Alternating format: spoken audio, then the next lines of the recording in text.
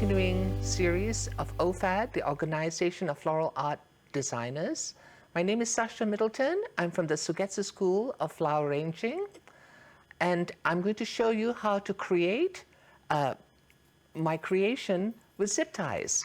Here are some colored zip ties that you can get, and it's a simple process. I take a zip tie that you can buy in Home Depot or any other hardware stores. They come in bags of 1,000, and they come in different sizes. And we take a simple zip tie, make sure that the knob is on the outside, and I put it in like this, and I pull it in a little bit so that you end up with a loop, like a teardrop loop. And I create these loops by the hundreds. And what I do is I take 2 loops and I use a smaller size zip tie. You can use the same size if you want to, and I secure it together. So it creates a small chain.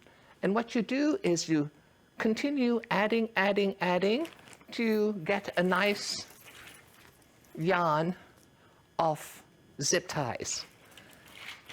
Once you do that, then you take individual zip ties and you tie them together, again using the small zip tie, and you create 4 rings. So you create like a little flower, and then you add more and more to it to get a larger and larger size. And then once you get to a point where it starts to bend, because you're not going to get an even amount, and it starts to curve. And what you do is you take the wider piece and you bring them closer together, and it starts curving. So you end up with a curve. And that is when you add your string of zip ties to it, and then you continue to tie to each other. Make sure the little knob is on the outside, because it only goes in one way.